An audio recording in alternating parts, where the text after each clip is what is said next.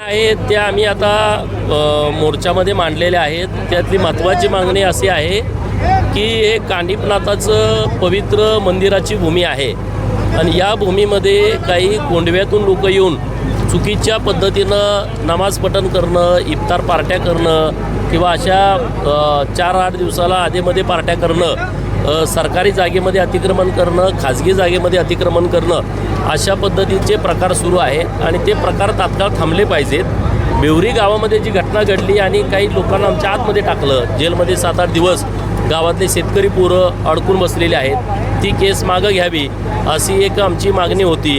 दुसरा, बापदेव घाटामध्ये लोकांना जाण्याची भीती वाटते आहे, त्यामध्ये CCTVच्या कक्षेत पूर्ण बापदेव घाट आला पाहिजे, सगळ्या घाटामध्ये CCTV लागल्या पाहिजेत आणि पोलिसांचं एक 24 तास पेट्रोलिंग इथं असलं पाहिजे.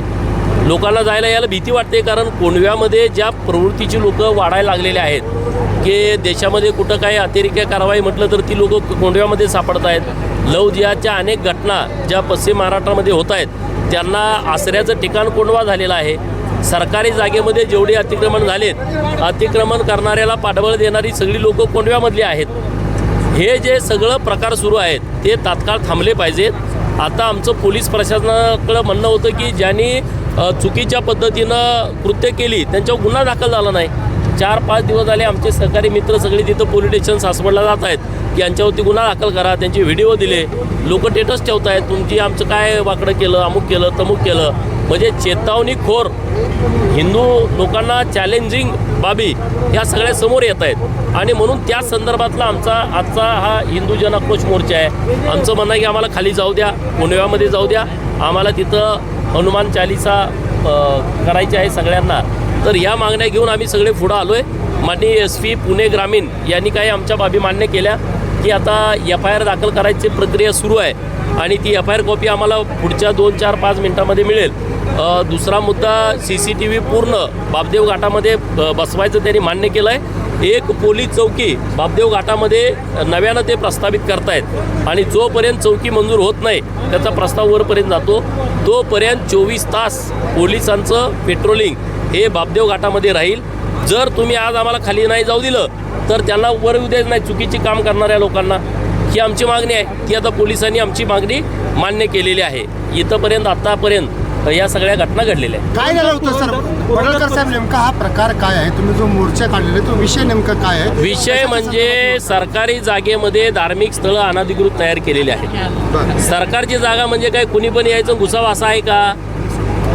त्याची चौकशी झाली पाहिजे. आता माननीय SP महोदयांनी शब्द दिला की पुरंदर तालुक्यामध्ये जेवढ्या सरकारी जमिनी आहेत, मग ते वनची असेल, नंतर महसूलची असेल, आपल्या ग्रामविकास खात्याची असेल, कृषी विभाग खात्याची असेल किंवा अन्य महाराष्ट्र शासन गायरान जमिनी असतील, तर त्या सगळ्या जमिनीचा तात्काळ सर्वे करून जर चुकीचं काही अतिक्रमण झालं असेल तर काढून घेण्याचा त्यांनी शब्द दिलेला आहे. नंबर 1.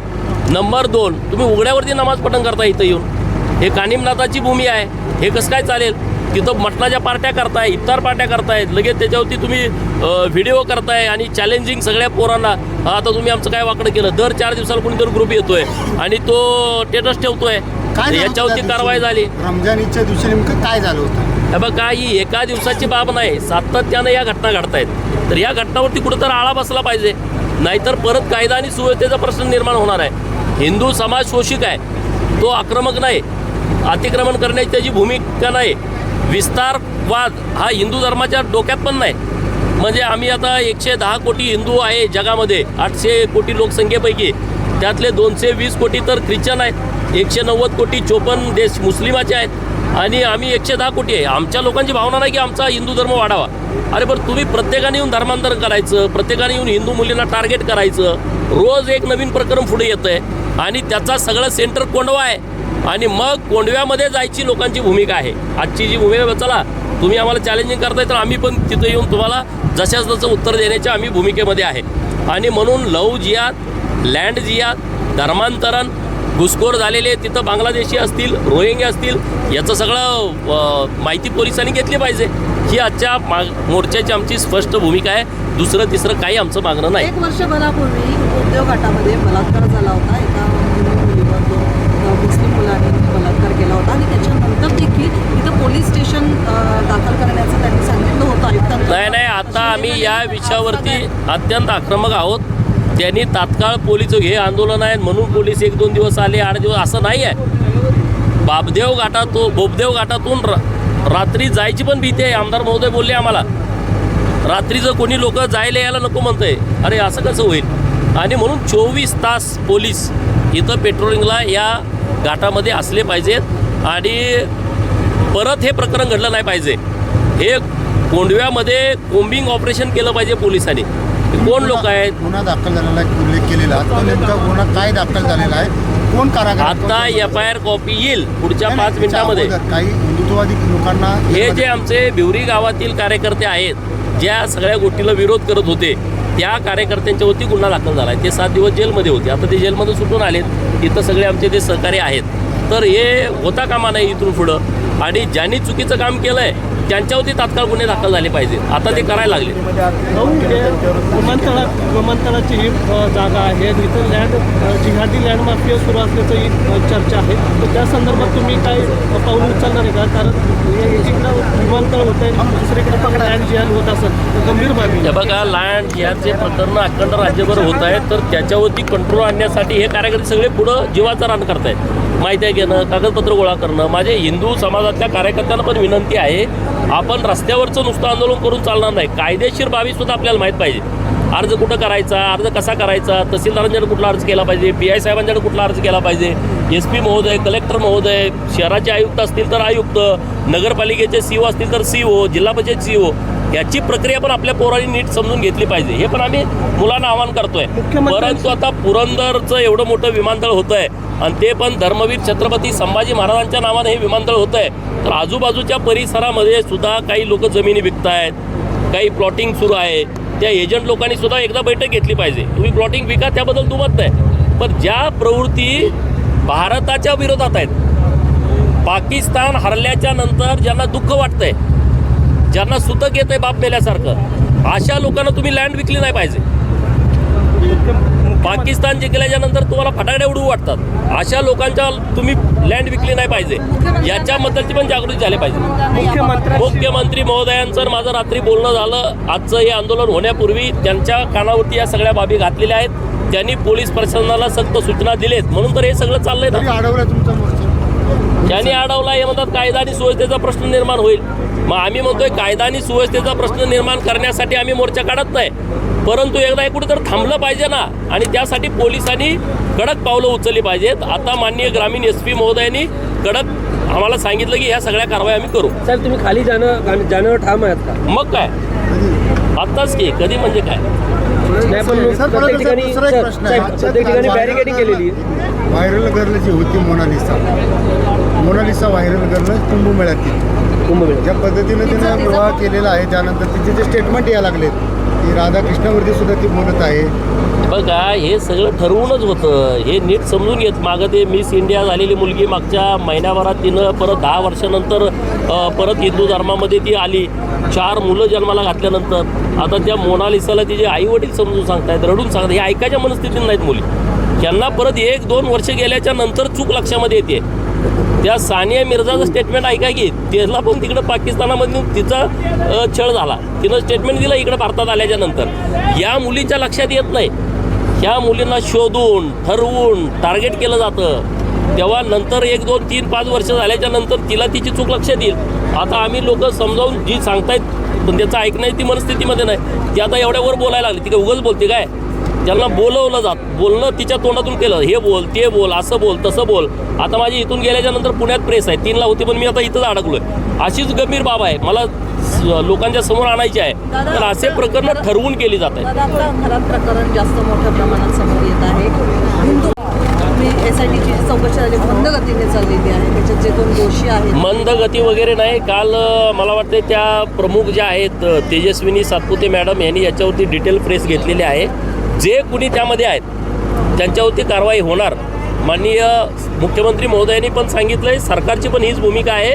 आणि असे भोंदू बाबा याला आम्ही फाशीची शिक्षा द्या असं आमचं मागणं आहे. हे बोंधुगिरी हिंदू धर्मामध्ये नाही आहे.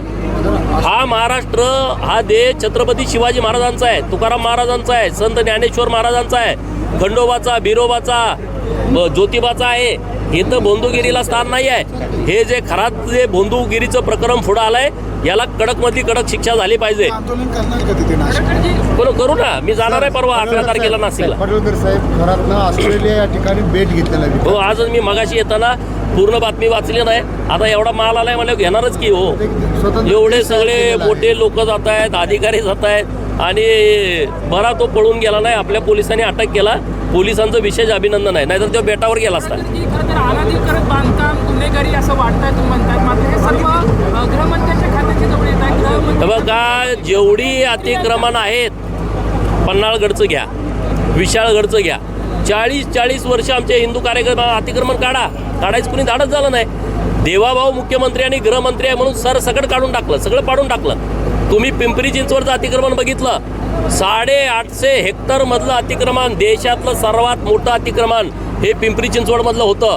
माननीय देवाभाऊ आणि आमचे हिंदू नेते महेशदादा लांडगे काढलं, तुम्ही बघितलं. याला आम्ही थाराच नाही, तुम्ही निदर्शनास आणून द्या. आमचे पुरंदरचे सगळे मित्र आहेत, तुम्ही आम्हाला बाब लक्षात आणून द्या. बुलडोजर फिरला म्हणून समजा.